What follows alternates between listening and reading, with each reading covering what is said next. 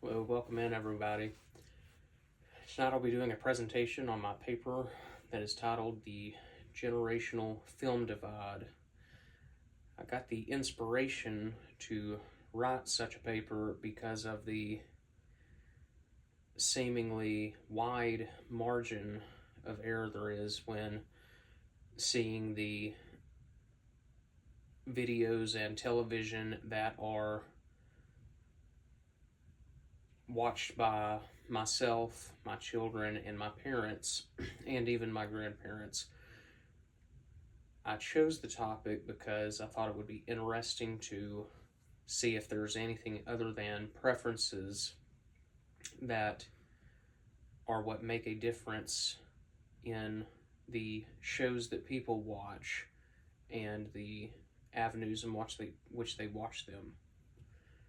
The television has had a rich and storied history.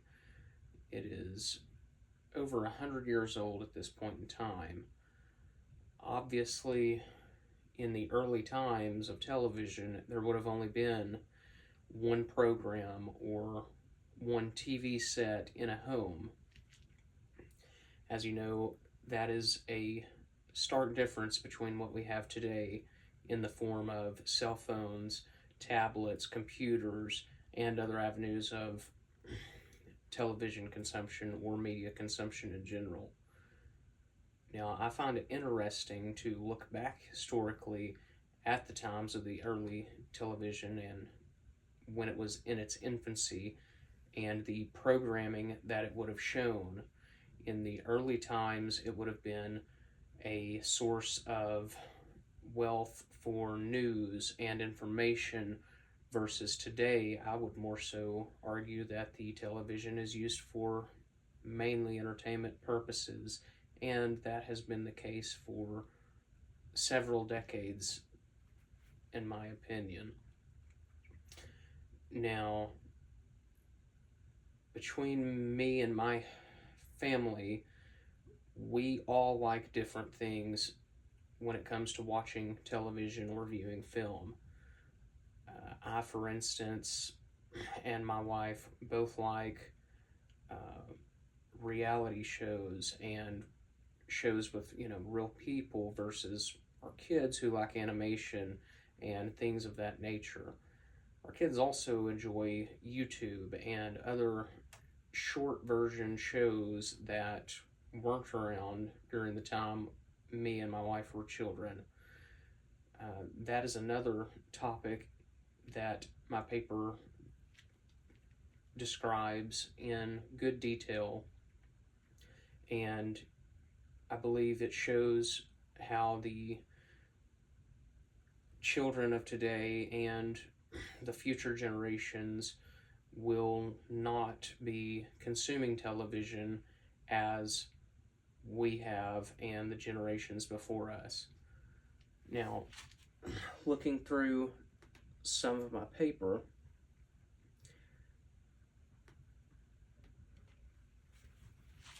older generations, like I said, would have used the television more so for information and news in a time when the radio was the most widely used form of instant information. The television quickly gained traction with local news programming, national news programming, and things of that nature. Obviously, today we have phones and other devices that allow us to show or allow us to see news in real time. Thus, it makes the TV and news programs such as those in the past somewhat irrelevant. Older generations more so used the television as a form of family activity. It would have been an activity that the adults and children all gathered around, and it would have been a special time for children to watch the television. It would have been a treat. If you look back historically, children and the amount of chores and other things that they had to do in the home and around the home, they would have been very happy to watch just 30 minutes of television a day with their family, and that was a family activity. And that still can be the case today, but it is also a lot less likely to happen because of the saturation of media and television shows, films, and other things that we have in today's times. Streaming services and mobile technology have certainly shown a new market versus what we had in the past. The TV and the television set in the past, like I said, would have been more so a solo TV in the house. The prices of televisions and the rarity, I guess you would say, of having more than one television in the home would have made it to where the parents obviously would have dictated what was watched on the television. Multiple TVs in homes became common more so in the 80s, and obviously the 90s it really became popular to have more than one television in the home. When that happened, you had more of a solo viewing experience with children and adults, and older adults as well. It could be argued that that is the beginning of the split that we have today when it comes to solo viewing versus communal viewing. The solo activity of viewing television may have overtaken the need for familial viewing in today's times. Television has had a very big impact on the culture of our country and the countries around the world. Television in general and the programming that's on it has always been cutting edge, if you will. There's always a new show, and there's always new information that comes on televisions, and it is quite a popular phenomenon to see children and adults bonding over these things in today's climates.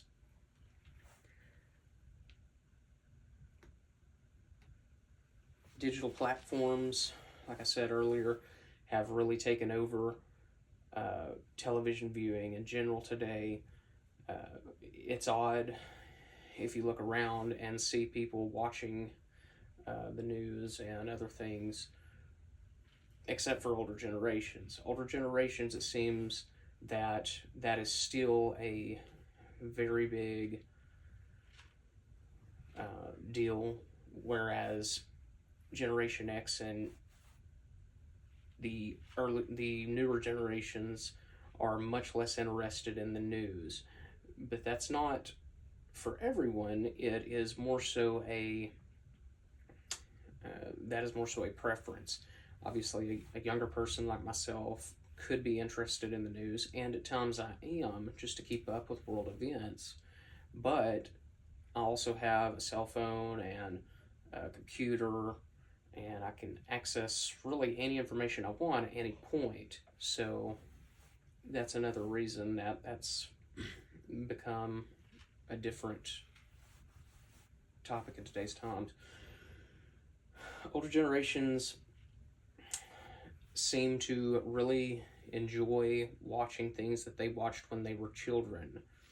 For instance, many older people still like to watch black and white films, Western television programs, other programs from when they were children, the Andy Griffith Show, Matlock, MASH. There's several that can be named. The newer generations, a generation such as my own, for instance, I haven't really hit the nostalgic part of it yet, where I'm, watching things I watched when I was a kid, in the sense of, like shows such as Scooby-Doo or other shows I watched when I was a child. But other things I do find interesting, and I can certainly see the appeal when it comes to nostalgia. And nostalgia plays a huge role in the generational film divide, if you will.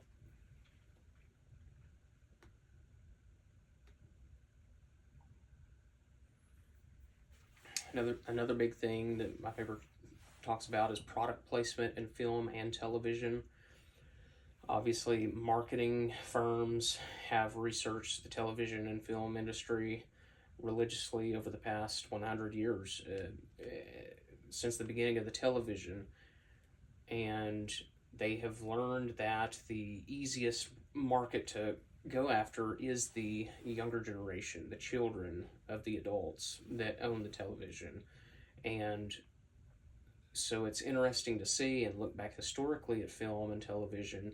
You're able to see products that are marketed towards children that, you know, the people putting on the shows would see that the children would run to their parents and they would say, hey, we want this, we got to get this. And oftentimes that was something that the adults either didn't pick up on, or they did and they had to give in and buy such products. Likewise, the children, the market towards the adults in children's shows, children may not focus on that, but the adults obviously can see that. So that's another divide when it comes to parental marketing and child marketing in programming.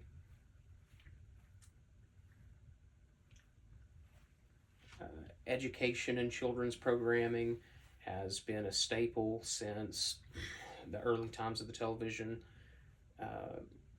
Many parents see educational television viewing as the best form of viewing for children, and that can be seen historically through shows such as Sesame Street and Mr. Rogers' Neighborhood, other shows that are learning shows that help children hone their fundamental abilities and their ideas. And the parent sees that, and obviously they would want them to learn more about that.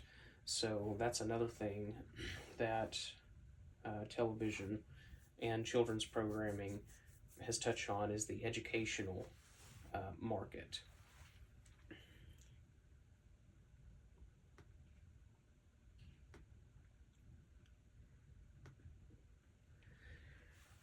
Age certainly has been prevalent in the television market since the beginning.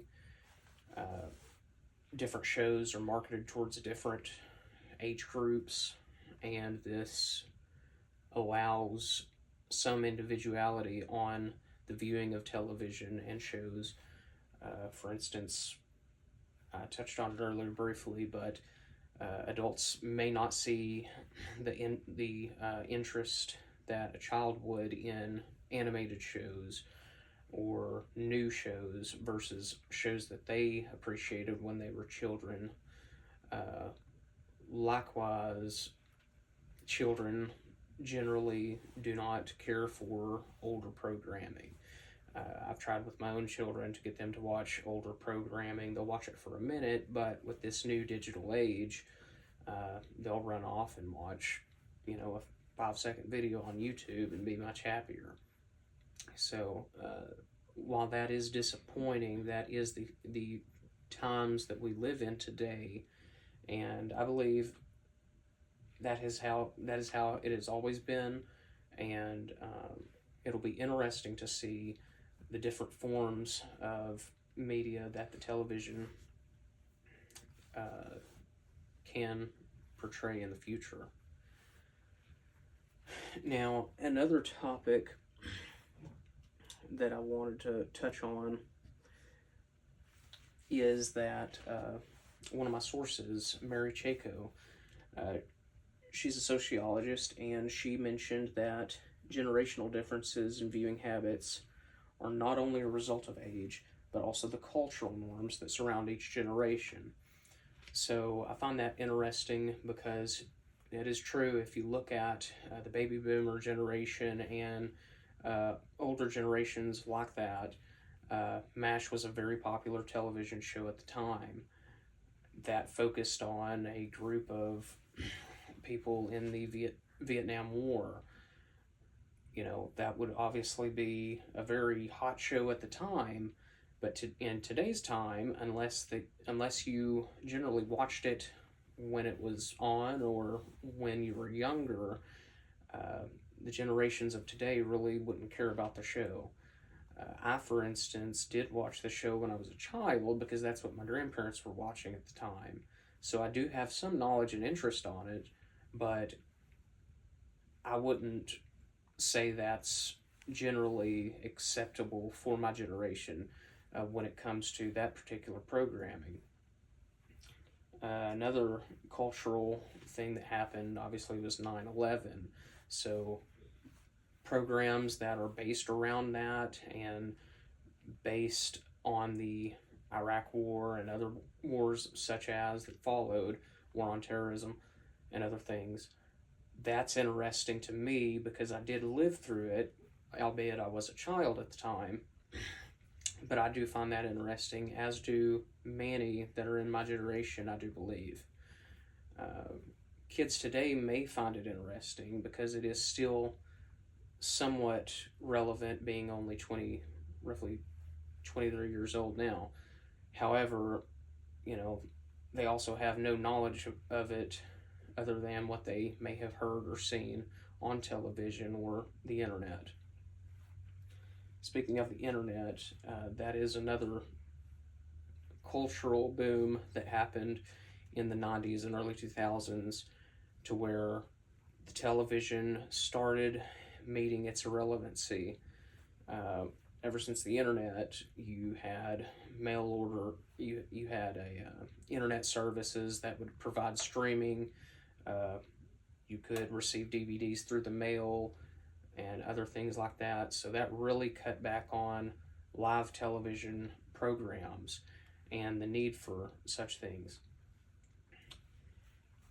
Another thing that is interesting when it comes to culture and television is the different generations and what they used to see films on. For example, today you would say you mainly stream shows on the television. Obviously, DVDs are still very prevalent, and they have been for 20 years. Before that, it was the VCR. That's how people would watch films or movies. So when these new inventions come about, it does somewhat muddy the waters when you see the different generations and what they're watching. I, for instance, do love to watch the VCR, but it is truly just a nostalgic reason because of the different style that films are shown. You have that old grainy version of things, and that's what I grew up watching, so I find it interesting. Newer generations, they wouldn't care for it, I don't think. Research shows that they would not. So that's just an interesting tidbit there.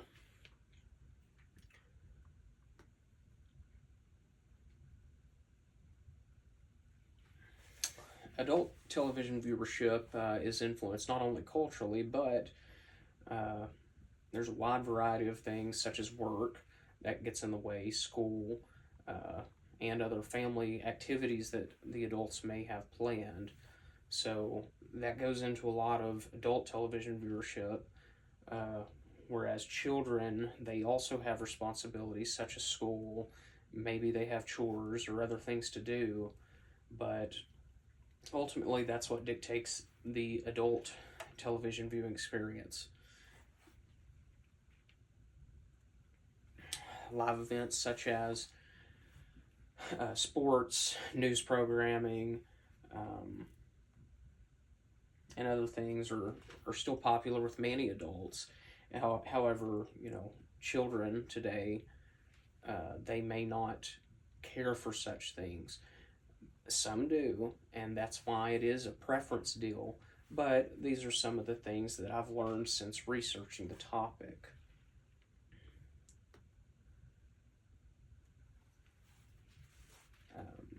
family dynamics are significantly affected by excessive and unnecessary television use. For instance, if a child is watching too much television, it becomes a problem. If they aren't watching enough, it could be another problem mentally with their mental health.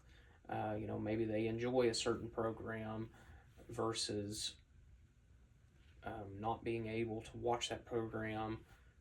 They get upset. They have all sorts of problems with that, and that could affect the family dynamics in the home. So ultimately, the generational film divide is based upon preference. However, there are things that have happened in the TV's history over the past 100 years, and it'll still continue to change and do that through time. At this time, I would like to take some questions from the audience. Just one moment here. Okay, you can ask a question there. What skills can children develop by educational programming, and how can parents benefit from it?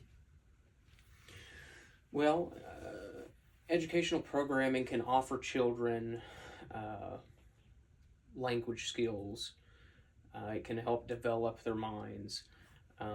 It can teach them things such as manners, problem solving. It can show them what's happening around the outside world that they may not have access to in other ways.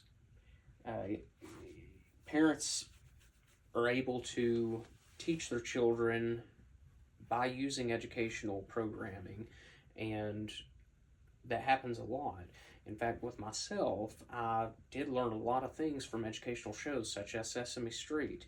I learned many things, and so it's a very fortunate tool to have. Next question. Does the impact of screen time vary in different age groups? Yes. Younger children certainly are more susceptible to having negative impacts because of the difficulty of limiting themselves on screen time. It is ultimately the adult's responsibility to limit the children and what they watch. However, it's not always possible at all times to limit them. Adults, the right programming can help develop things such as critical thinking.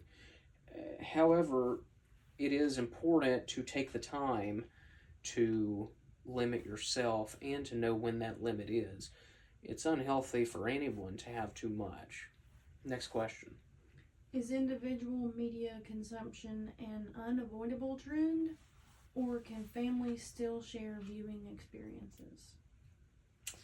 Families can certainly still have shared viewing experiences. I do enjoy watching programs with my children when they will do it. Sometimes they're interested, sometimes they're not. However, individualized shows and programs, they are unavoidable, in my opinion, for myself. I'm not going to watch something that, I'm not interested in. If my children or, other people's children are interested in something, then, they'll watch it, regardless of what you try to do to stop it, honestly. It depends on how old the child is. A 5-year-old, you can pretty much do what you want, as far as telling them what to watch or what not to watch. Older children, it's more difficult, especially if they have their own, phone or tablet, and you don't regulate the use of that. Next question. How can parental behaviors influence children's media habits? Well, children many times mimic what their parents do. You know, whether that's good or bad is to be determined. I certainly picked up on both positive and negative things my parents did, and I do them today. It's ultimately unavoidable that your influence as a parent does matter when it comes to your children, and that is the same when it comes to uh, television viewing, film viewing, and other forms of media. Next question. How have young viewers changed modern television programs? Well, the younger generation and viewers that are younger have certainly changed the landscape into a more fast-paced, gotta have it now type industry. In the past, older generations, you could get away with having what I like to call a slow burn. Shows that take time to develop characters, films that take time to develop relationships, with apps like YouTube and TikTok and other forms of media today, where you get to see the highlights or all the action points of the film or television show or whatever you're watching. That is what has certainly influenced television programs and films today. Next question. Does different generations hinder or support family bonding?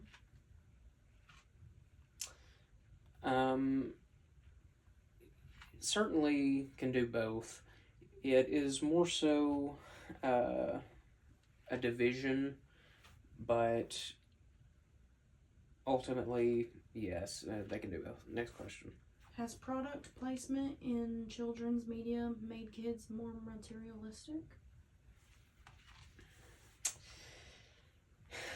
It has certainly contributed to it, but ultimately, it is a personal issue. Not everyone is going to have that problem, if you will, but as far as we can tell today, yes. Obviously, I still think of commercials when I was a child and things I would have liked then, and it has certainly stuck with me. I still remember stuff from when I was a kid that was on commercials and things that I wanted and may have not gotten. So it in a way, yes, it certainly does make you more materialistic. Next question. Why do cross-generational shows succeed, and what can other creators learn from them? Well, cross-generational shows certainly succeed because they have something for everyone. Those are shows that both children and adults can like. A certain show that I personally would have in mind could be Stranger Things. I see the appeal that the young people have for it, but I also find it interesting. And that's the same with many different shows. And so, yes, that makes the parents spend more money because the children like it. Maybe the adult likes it as well, so they want to collect things from the show or from the movie or whatever they're watching. So, yes, that certainly has helped them succeed. Now, other creators, and as far as what they can learn from that, I would argue that making shows more about the middle between children and adults, that would be the easiest market to please. Next question. What is the next step in media consumption technology? The next step, it's hard to say. I would say personally, like augmented reality, virtual reality, things of that nature, 3D graphics and viewing and things such as. It is interesting to look back over time. In the beginning, there was no television, then there's a television. Well, they would have said, what's next at that time? Well, obviously you fast forward and you've got, portable televisions, you've got cell phones, tablets, computers today. So naturally, you would think the next thing would be like a virtual reality type deal, holograms, things of that nature. Next question. What does the decline of shared viewing say about family and social life today? Well, it certainly reflects a shift to individualism. Touched on it briefly in my summary. It has certainly caused family interactions to be different than earlier generations. When you have, 4 TVs in a home and everyone is in a different room watching a program or a film and they're all watching different things, it certainly messes with the ideology of the family when it comes to viewing and what they're viewing. It can also be a hindrance towards parents trying to bond with their children, which their children may not care about too much. They may not, but the adult in general, being the parent, they would care a lot about that. So it is an interesting topic,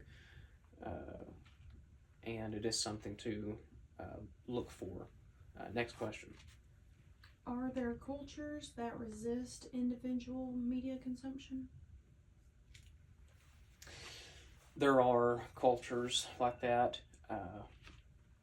Cultures that have strong community views and strong family ties, they certainly would be that. Indigenous people, for instance, not necessarily looking at like the Amish who don't have televisions at all, but like people in that neighborhood, they have more family bonding, and it's more important for the children to work and be a part of the family. So that is an interesting thing, but yes, there are cultures that do that. Well, thank you for listening to my presentation, and I appreciate your questions.